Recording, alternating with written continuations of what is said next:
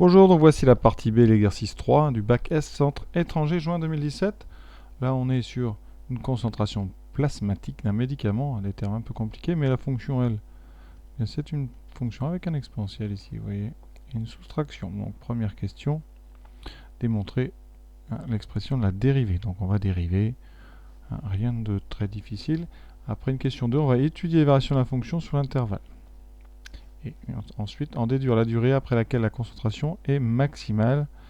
On donne le résultat à la minute près. Donc première partie, donc première chose, on va dériver cette fonction g. Pour dériver cette fonction g, il faut déjà la regarder. Alors c'est un produit d'une constante 20 par une fonction ici un petit peu plus compliquée. Donc cette fonction, c'est une soustraction de deux fonctions. La fonction qui a été associée exponentielle moins 0,1 t. Et pour dériver ça, vous connaissez. Bon, ça sera la formule E de U. Et la deuxième, ici, c'est exponentielle moins t. Alors, ces deux fonctions, ce sont des exponentielles avec à l'intérieur une fonction affine, donc aucun problème de dérivation. Donc ces deux fonctions, elles sont dérivables en plus général sur R, donc ici forcément sur 0 plus l'infini, parce que c'est une somme, et on multiplie par 20, aucun problème. Donc G est dérivable sur 0 plus l'infini. Maintenant, passons à la dérivation. Alors déjà, première chose, le 20 ici, on va le garder en réserve. De toute façon, la dérivée, ça sera 20 fois la dérivée de la fonction ici qui a t associé exponentielle moins 0,1 t moins exponentielle moins t. C'est-à-dire que le 20, on le rajoutera en dernier, il n'y a pas de souci. Donc vous avez deux fonctions à dériver qui sont toutes les deux sur le même modèle. C'est des exponentielles u avec ici un u qui est simple, qui est une fonction affine. Pour le premier, on va quand même détailler, mais sur une copie, vous pouvez le faire directement. Exponentielle de moins 0,1 t. Pour faire ça bien, quand vous dérivez, qu'est-ce que ça donne? Donc si je dérive, ça donne donc moins 0,1, qui est la dérivée de moins 0,1 t, fois exponentielle u, donc voilà. Voilà ce que ça donne. Vous voyez, j'ai appliqué donc la formule avec u égale moins 0,1 t. Pour exponentielle moins t, c'est encore plus simple. Quand on dérive, on utilise u égale à moins t, donc u', c'est moins 1, comme ici u' c'était moins 0,1. Et donc, la dérivée, c'est moins exponentielle moins t. Celle-là, vous pouvez la prendre par cœur. Donc, bien la dérivée de g, pour expression, donc 20 fois la dérivée de exponentielle moins 0,1 t, donc moins 0,1 exponentielle moins 0,1 t, moins exponentielle moins t. Donc ici, vous avez ce moins, je vais le faire en deux étapes, ça fait moins moins. Ce qui fait qu'à la fin, vous aurez 20 fois moins 0,1 exponentielle moins 0,1 t plus exponentielle moins t. Et on va le transformer un peu parce qu'ici, vous voyez, ils ont factorisé par exponentielle moins t. Alors cette factorisation, il y a deux méthodes. Je vais faire la factorisation et après, comment éviter factoriser si vous ne savez pas faire. Voilà, de toute façon, il sera peut-être trop tard pour apprendre. Donc ici, g de t. Si vous voulez factoriser, on met exponentielle moins t devant. Ça veut dire que chacun des termes de votre parenthèse va être divisé par exponentielle moins t. Donc ici, exponentielle moins t sur exponentielle moins t. Ensuite, on va aller doucement. 20 exponentielle moins t, jusque là on est bon. Vous avez un terme qui est facile, exponentielle moins t plus sur exponentielle moins t. Ici, ça fait 1. Vous voyez, vous avez une simplification. Et quand on simplifie, c'est des 1 qui apparaissent. Ensuite, le terme devant. Vous avez moins 0,1. Vous avez une division d'exponentielle. Je vous rappelle, quand on a EA sur EB, c'est exponentielle A moins B. Donc ici, comme on a EA sur E moins B, ça fera exponentielle A plus B. Donc en haut, on aura exponentielle de moins 0,1 t plus t. Vous voyez, c'est pas facile quand même. Ça fait 20 exponentielle moins t. Ensuite, donc vous avez le 1, je réécris dans l'autre ordre, moins, j'ai mis un plus mais ça sera un moins, voilà, moins 0,1 exponentielle, alors là vous avez donc moins 0,1 t plus t, ça fera 0,9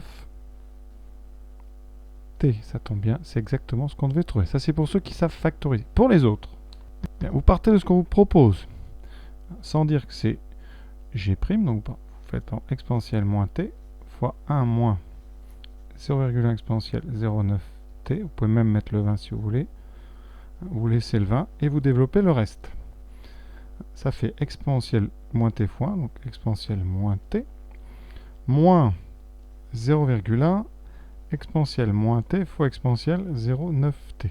Alors évidemment, il faut savoir un petit peu utiliser les exponentielles. Hein.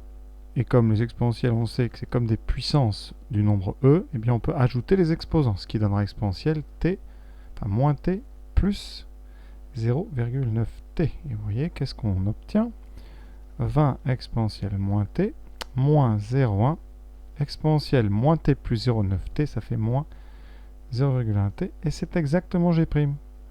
Hein, on ne l'a pas écrit dans l'autre sens, dans le même sens, mais vous pouvez changer les deux termes de la somme. Là, vous mettez, c'est à ce moment-là important que vous mettez égal g' de t. Voilà. Donc on a bien montré que g' de t est égal à 20 exponentielle moins t multiplié par 1 moins 0,1 exponentielle 0,9t. Voilà, vous pouvez faire ça dès qu'on vous propose une factorisation. Hein, vous pouvez utiliser le résultat sans dire que c'est g', évidemment. Et comme ça, vous retombez sur vos pattes hein, sans savoir forcément très bien factoriser. Question 2. Les variations de cette fonction g maintenant. Alors on a la dérivée, il faut donc le signe de la dérivée. Cette dérivée, elle est ici, donc c'est un produit de deux facteurs. On a 20 exponentielle moins t et l'autre. Alors 20 exponentielle, c'est positif. Pourquoi strictement? Car quel que soit grand x, on sait qu'un exponentiel grand x, il est positif, non nul. Donc ce premier facteur, il est réglé. Il reste donc à étudier le deuxième. Donc, signe de 1 moins 0,1 exponentielle 0,9t. C'est une soustraction, donc on ne peut pas deviner le signe comme ça. Donc pour ça, on résout comme d'habitude. Vous commencez à avoir l'habitude pour un tableau. On résout 1 moins 0,1 exponentielle 0,9t strictement positif. Alors c'est une petite transformation. Ça fait donc moins 0,1 exponentielle 0,9t strictement plus grand que moins 1, qui équivaut, en divisant par moins 0,1 qui est négatif, exponentielle 0,9t, changement de sens, on a divisé par un négatif, moins 1 sur moins 0,1. Il y a un moins haut, un moins bas, on peut les compenser. On arrive à exponentielle 0,9t plus petit strictement que 1 sur 0,1, donc que 10. Voilà. On passe maintenant au logarithme, parce que le logarithme, il est strictement croissant. Donc, vous pouvez composer de chaque côté sans changer le sens du symbole. Ça donne ln d'exponentielle 0,9t strictement plus petit que ln de 10. L'intérêt du ln, c'est que ça va éliminer l'exponentielle. Il nous reste 0,9t plus petit que ln de 10. Et donc, eh bien, par division par un 0,9 qui est positif, ça donne ln de t sur 0,9. Maintenant, on n'a plus qu'à faire le tableau. Voilà, le tableau est prêt, on a résolu strictement positif. Donc si vous résolvez égal à 0, si on voulait vraiment être rigoureux, hein, ici, on aurait égal 0, équivaut à t égale ln de 10 sur 0,9. Donc on va pouvoir tout remplir. Je vous montre le calcul pour pouvoir le placer. Donc ln de 10 sur 0,9, ça fait 2,56. Voilà. Donc là, on va passer notre ln de 10 après le 0. De toute façon, on sait que c'était positif. Hein, ln de 10 est positif. Donc on a vu que ça s'annule en 0. Quand on a résolu, non, celui-là, pendant la première ligne, c'est exponentielle t, on a dit que c'était tout le temps strictement positif. Cette ligne ici importante, on a résolu. C'est strictement positif quand on est plus petit que ln de 10 sur 0,9 et ça s'annule hein, en ln de 10 sur 0,9. Donc ici, on a le plus qui est à gauche et le moins qui est à droite. Donc votre fonction dérivée, elle est positive, s'annule, négative. Donc g est croissante, décroissante. On a, alors qu'est-ce qu'on demande? Les variations. On ne demande pas la limite en plus infini. Par contre, en 0, on va le faire. Qu'est-ce que ça donne? En 0, c'est défini. Donc je calcule juste l'image. G de 0. 20 fois exponentielle 0 moins exponentielle 0, ça donne 0. Bon, c'était donné, mais on vérifie quand même, voilà. Donc ici 0. Il vous manque la valeur ici du maximum. G de ln de 10 sur 0,9, hein, ça vaut quand même le coup de le faire. 20 fois exponentielle 2 et moins 0,1 fois ln de 10 sur 0,9 moins exponentielle moins ln de 10 sur 0,9. On va simplifier un petit peu. 20 exponentielle ici. Donc, moins 0,1 sur 0,9, ça fait moins 1 neuvième. Donc on a moins ln de 10 sur 9, moins exponentielle de moins ln de 10 sur 0,9. Voilà. Alors là, on va pas le mettre, on n'a pas la place, mais au moins on l'a fait à droite. Voilà, la calculatrice, je le fais, ça donne à peu près, vous voyez, 13,94, que vous pouvez écrire dans le tableau avec le petit symbole à peu près égal. Maintenant, il nous reste la dernière question. En déduire la durée après laquelle la concentration est maximale. Ici, on donnera le résultat à la minute. Donc, on ne vous demande pas le 13,94, mais la durée. Donc, la durée, c'est la valeur de t. Donc, c'est ln de 10 sur 0,9. Durée, le temps, nous, dans notre exercice, le temps, on l'a en heures. Et on vous demande une réponse en minutes. Alors, la concentration est maximale. Donc, au bout de ln de 10 sur 0,9 heures. Donc, je prends la calculatrice. Là, voilà. Ça, ce sont des heures. Je vais devoir convertir en minutes. Donc, ici, il faut que je convertisse, en fait, c'est 0,55. Ce sont des minutes en décimale. Donc, c'est 2 heures et 55,8% d'une heure. Donc, ça veut dire que je vais prendre la partie décimale. Donc, j'enlève 2. Voilà, j'ai ce nombre ici à convertir. Donc, ça, c'est des pourcentages d'heures. Donc, ici, je multiplie par 60. Voilà, et ça va me donner 33,5 minutes. Donc, tout simplement, ça nous donne 2 heures et à la minute près, donc on arrondit au plus près, donc ça sera 2 heures et 34 minutes.